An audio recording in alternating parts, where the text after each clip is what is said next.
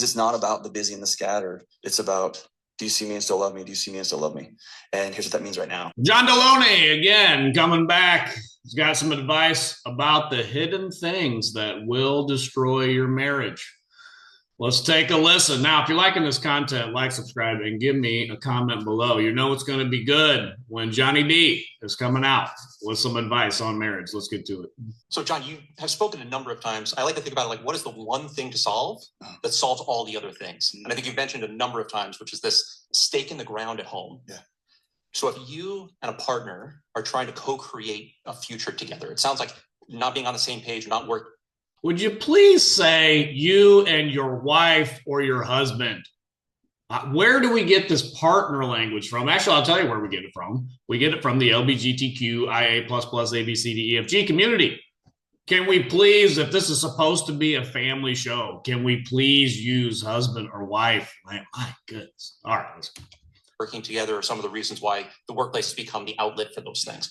So how would you, if a relationship is not oriented in that way, what are either the detriments, the things that are missing that most people are like just not seeing? Or what are the impediments that you see that are there that need to be removed? Man, so it's an amazing question. So amazing. So amazing. It's just the most amazing question ever. All right. That's actually that right there. That question is what's consuming. I have my clinical diagnosis OCD. I get obsessed with the question. I can't stop. And so that's the question that's haunting me right now. About a year ago, I went to our admin that we share, and I was like, go to Amazon, buy every book on marriage that exists. I want to like figure this thing out. Best I can find so far. Wait a minute. Now he's a marriage counselor, and just a year ago, he's been doing this for I don't know how many years. Just a year ago, he said, "Hey, go buy every book on it. I want to figure this thing out." What? Okay, so that just tells you right there how much John Delony knows about marriage. About a year ago, he had to go buy every book over at Barnes & Noble or Amazon or whatever to figure it out. Oh. Secrets will destroy marriages, big ones, little ones, teeny tiny ones.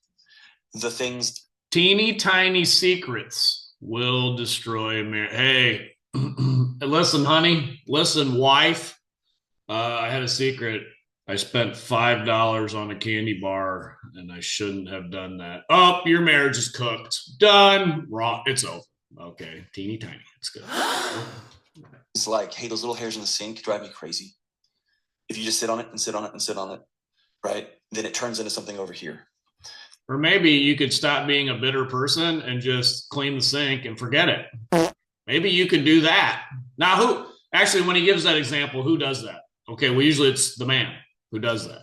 And the woman seethes about the hair in the sink, and then it blows up into something else. So now we've already couched this in husbands, just do better. If you would just do better, then your marriage won't be destroyed. All right, but let's listen on. I'm just telling you, we've already couched. He's prepping our minds for this. So secrets will destroy a relationship. The second one is? That's not even a secret. Like, oh, maybe it's the secret that, oh, I secretly hate you because you left hair in the sink. Okay, so maybe you just have to blatantly hate him about it, not like secretly, oh, I kept a secret from you that I really hate the hair in the sink. I guess maybe that's the context. I don't know. You have to have, like, the got my stuff, I love you, just do all done. You have to be friends. You got to be friends. And I think friendship, yeah, I like that. You got to be friends. Good. Me and John, we're on the same page. You and your wife, just be friends. Especially, you got to be good friends. I mean, some husband and wives, you're like, boy, if they were ever friends, they'd never talk to each other, right? This is because it's so bad. But yeah, I like that. Be friends. Okay. It's an art, but it's also a science. It's a series of things. So here's a good example. I have a buddy that every time I go back to Texas, we all hang out, and we've watched the fights before the UFC was the UFC, even pride fighting over in Japan. Like, I was obsessed. We've been super fans forever. We still get together. He always, Tim, leaves all the cans out when we're hanging out. Always. My house, his house, other people's, always. We've yelled at him, made fun of him, just whatever, like just picked him up. Now I've been friends for 30 years. We just pick whoever just picks up the cans. Not one time have I ever driven home from watching the fights with him with anger in my heart and tears in my eyes, being like, what is he trying to tell me about our friendship? What is he trying, right? And then I go home, and it's one of the... All right, so notice now, he's trying to indirectly give advice to women, but he has to use an example of another guy with a guy. Because if he would use the example of a wife just hating her husband because he left cans out or he didn't clean up after himself, then he would lose 80% of his audience, which are women who watch this show that he's trying to pine to in order to gain their affection for him. Okay, so that's why he uses the example of his buddy, blah, blah. I don't even believe he has a buddy like this. I really don't. I think he's just making up this example so that he can not directly say to women, stop being so witchy to your husbands. That's what, anyway. All right, but at least he's trying. He's kind of trying indirectly to say that. He'll do this in the next example he's going to give. In the morning, because if I went late and there's 2 wet towels on, you try it, right? And then I go home and it's 1 a.m, because if I went late and there's 2 wet towels on the counter. And I think, what is my wife trying to tell me? What is she trying to say? I put so much insane existential weight on every sneeze, every move, every snicker, because the third thing is going to that root. Okay, so let me just pick up on that.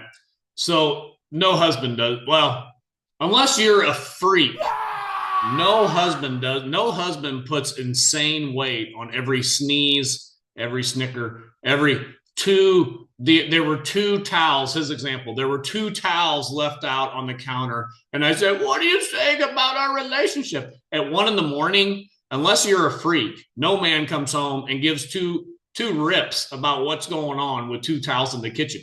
He goes straight to bed and doesn't worry about it. Like, this is called reality. Who does that, though? Now, here we got to notice. Who does that? The women do that. But John Delony knows his audience, 80% women, maybe more than that. I don't know, but at least 80% women. So he knows he cannot offend women. So I'm going to have to make myself into a woman to say the things that I know women do all the time, because you can't make them happy. All right, here we go. If I don't give her a map to tell me how she's the only one who reads. Paying existential weight on every sneeze, every move, every snicker, because the third thing is going to that root. She's the only one who really sees me. And if I don't give her a map to tell me how she can show me, tell me, let me know that I'm loved despite it all, then I'm always going to be wondering if every little thing, every little, I wanted to make out tonight and she wanted to watch TV. I wanted to do this and she wanted to go. I wanted to make out tonight and she wanted to watch TV. What? Who? We're talking about married people? John, could we please just say, I wanted to have sex tonight? Could we please just say that? I mean, are we adults here? Like, if we're married, we've been married. I'm assuming when he's giving these examples, probably people have been married a decade or more. Could we please just say, yeah, I wanted to have sex tonight, and you were up watching Real Housewives of Miami or what, or you know, whatever. Can we please just say that? Come on. Go here. I want to eat this restaurant. You want to go here. It's setting off that little GPS pin in. Maybe she sees this part. She doesn't like it. She doesn't like it. She doesn't like. Does she? And so that's where all the great researchers, everybody talks about. Okay, so all these little insecurities, it's setting off my main insecurity inside that says she doesn't like me. She doesn't like me. She doesn't like me. She doesn't like me. Yeah, maybe she really doesn't like you. Maybe she really doesn't, because she's become a bitter old hag. And instead of addressing that, we just say, husbands, stop trying to tick off your wife. Start trying to figure out everything you can do to try to make her happy, because she probably just doesn't like you. Like, oh. They call it love maps. I call it a roadmap. You got to give somebody a path. And Hollywood lied to us. There's no such thing as I see you across the other side of this ill-fated boat, and I'm just going to know your path to your heart. No, that's just dumb. It's insane. I have to say, you know what I need in this season? Like, just us going for walks. My wife said something awesome the other day. So you need to. So now I'm getting confused. I'm not sure if because Jonny D, he knows that he has a female audience. So I'm not sure if he's pining for the female audience right now, or if he's actually trying to talk to men, because he's got like 4 men on this panel that for some odd reason think that John knows what he's talking about. So he's saying, oh, yes, I need to give you a roadmap to my heart and tell you what to do. Yeah, because women in 2025, the wives just love to have a roadmap telling them what to do, right? Because if you give them a roadmap and tell them, here's what you need to do, woman, what does that sound like? Well, that sounds like submission, the S word. And we know we don't use the S word. Like, here, obey. Here's the roadmap. Now do this. And what should you obey? Oh, well, I just want to go for walks with you. Yeah, said no husband like ever. Okay. Well, yes, we've been married a long time. You know what I really need from you, wife? I need to just go on walks with you. Okay. Now that would be pining towards the female audience again, obviously, because no man ever says that. He probably comes home and says, hey, I'd like to have something to eat. Is there anything to eat? What do you mean? Am I just a slave to cook you things in the house? Ah! Okay. So then the roadmap is, let me give you a roadmap to my heart. I must have dinner at 5:30 when I come after work, when I come home. This would make me feel better. Forget you. Yeah. Okay. All right. Here we go. She walked in and I was doing something and she goes, sit down on the couch. I need to borrow your nervous system for about 20 minutes.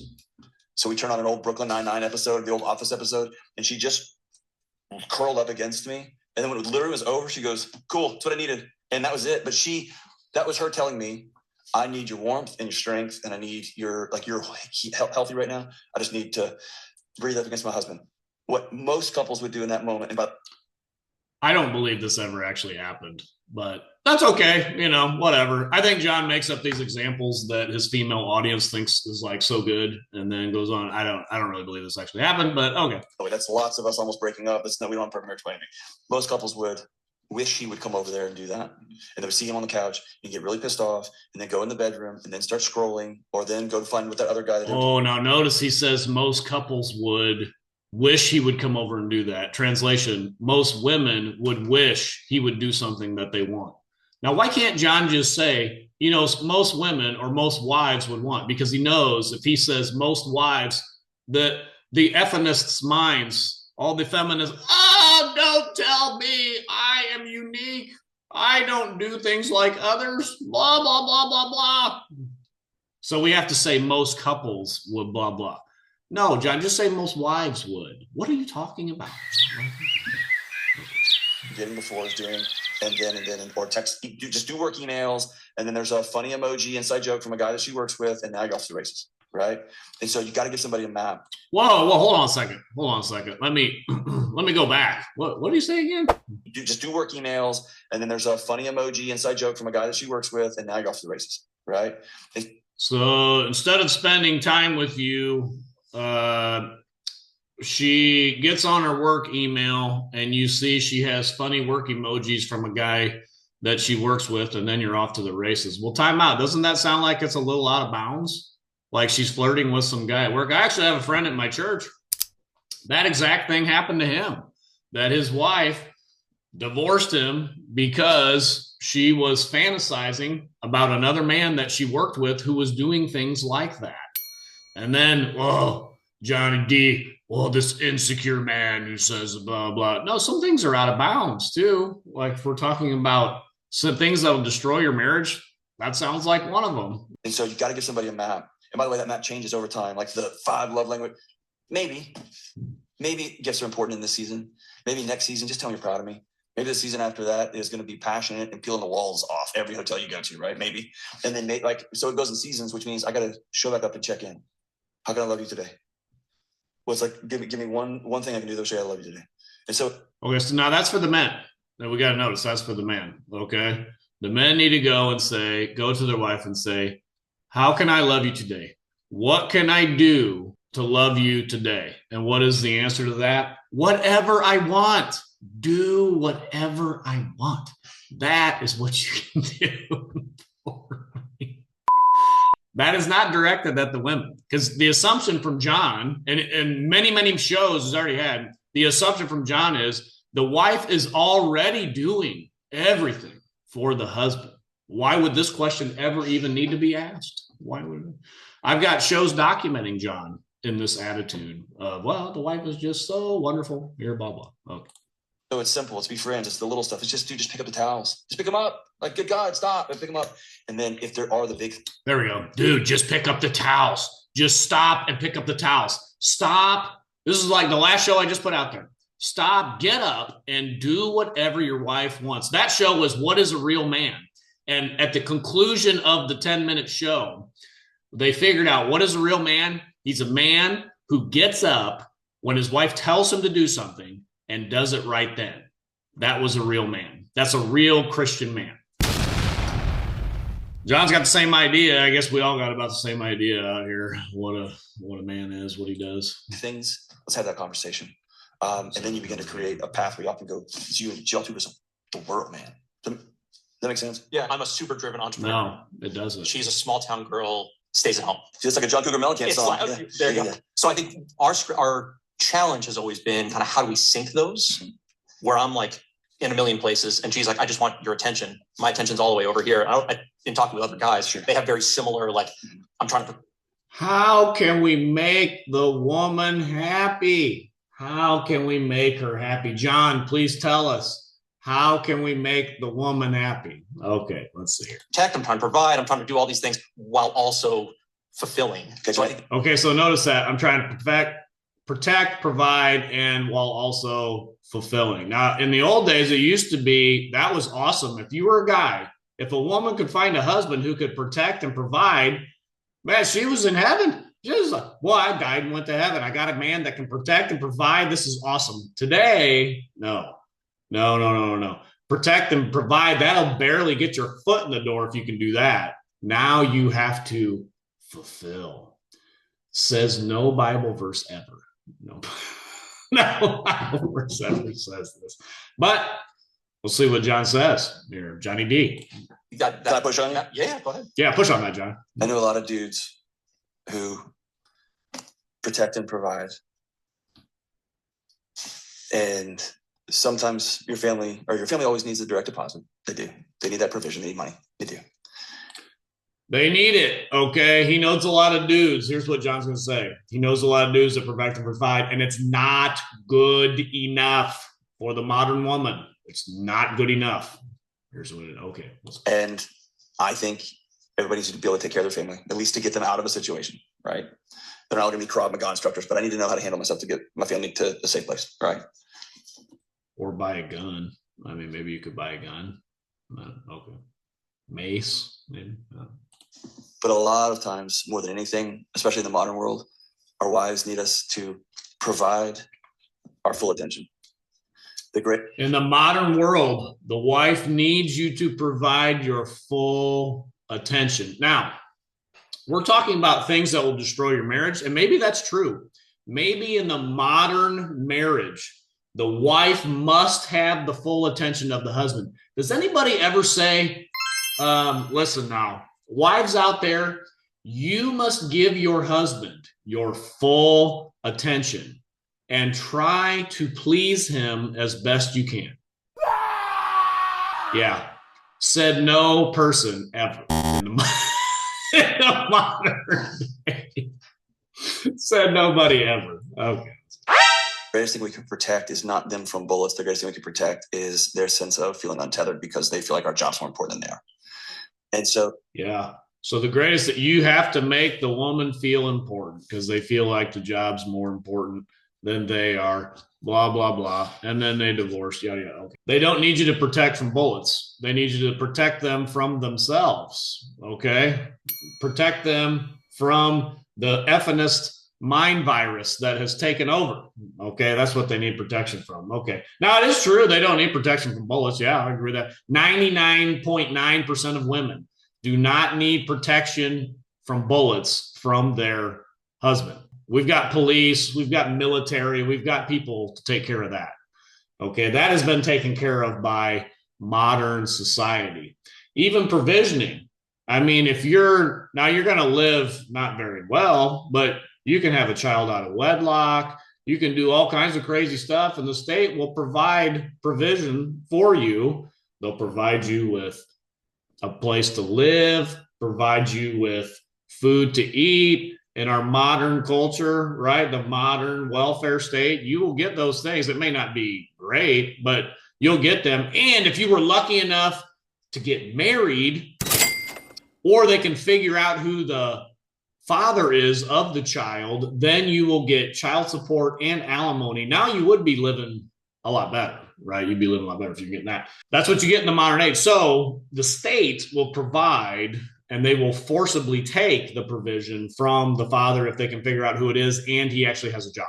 Okay. If he's not in prison, they'll get that from them. Okay. So John is mostly right that yes, women don't need men for protection and provision today. They need them to fulfill. They need them to be fulfilling, meaning like men, they're not a staple good, right? You got your staple goods. You need your meat and potatoes to get you by. No. We don't want that anymore. We want the luxury goods. We want like the avocado toast and the things that just make us feel so good. Meat, beans, and rice that get us by. Nah, we don't need that. State already gives us that. We need the luxury good. Men now are a luxury good to fulfill their woman, okay, their wife. Hey, that's an interesting place we are in modern society. All right, here we go. So using those same protect and provide words. And I guess what when the research came out of Stanford a few years ago, that there's no such thing as multitasking. It's not real. I was convincing all of these brand new employees, most of my, when I was working at universities, I had a jillion employees, but most of them it was their first or second job. And it took energy for me to say, hey, if you'll not do everything, if for 1 hour you'll close that door and just work on this, you'll do it better, faster, and it will be way richer. And so one of the conversations I have with entrepreneurs a lot is, if you'll stop for a minute and get this really right, you will be stunned at how it tunes your engine and how fast y'all can go. So a follow-up to that conversation in my basement, I am busier right this moment than I ever was when I took that phone call in my basement. In my marriage right now, it might not be when this thing airs, but right now, I would have bet you everything that it would not be as good as it is right now. It's as synced as it's ever been, because it's not about the busy and the scattered. It's about, do you see me and still love me? Do you see me and still love me? And my marriage is better than it's ever been. Now, again, John, he is talking to his 80% or more female audience, and this is the feel-good Kool-Aid that they love.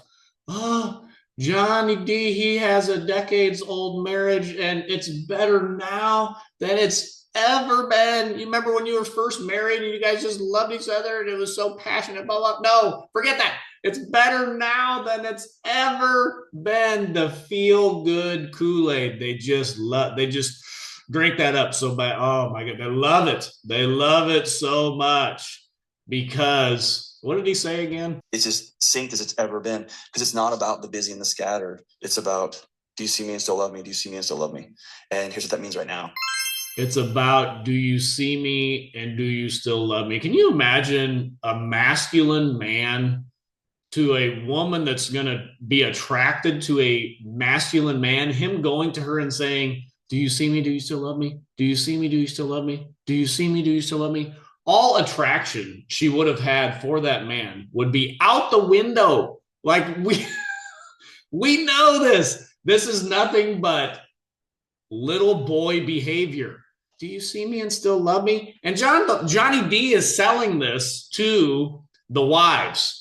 Oh, yes, I want a man who says, do you see me and still love me? No, you don't. Come on. It would take a 10-year-old to know that that is not what a full-grown woman wants from a man. A man coming to her going, do you see me and still love me? Get out of here with this nonsense. Oh, my goodness. And my wife has to know that this is more important than a blog post. She does, right? And vice versa. So. All right, well, we'll end it there. That's enough nonsense from Jonny D. But just like, what masculine man goes and says to his wife, do you love me? Do you see me? Do you love me? No, all attraction will be dead if you do that. Please don't do that, men. What is the command to men in Scripture? 1 Corinthians 16:13. Be strong, be courageous, act like men, stand up, and do everything in love. Okay. Love meaning agape love, meaning that you do what's best for your spouse, for your wife. You're doing what's best for her, not going to her. Do you see me? Do you love me? Get out of here, Jonny D. It's nonsense. Don't believe it. Now, the one thing he did say, okay, I'll give it to him. The one thing he did say that I liked in this whole thing with the Gottman Institute or whatever was that you guys should be friends. Yeah. All right. I like that. We can say, we need to be friends with our spouse. That's right. Be friends. Okay, that's good. I like that. We're getting it turned around. Don't follow this other nonsense completely. Come on, just whatever. All right. we'll get it turned around here because Christ is winning.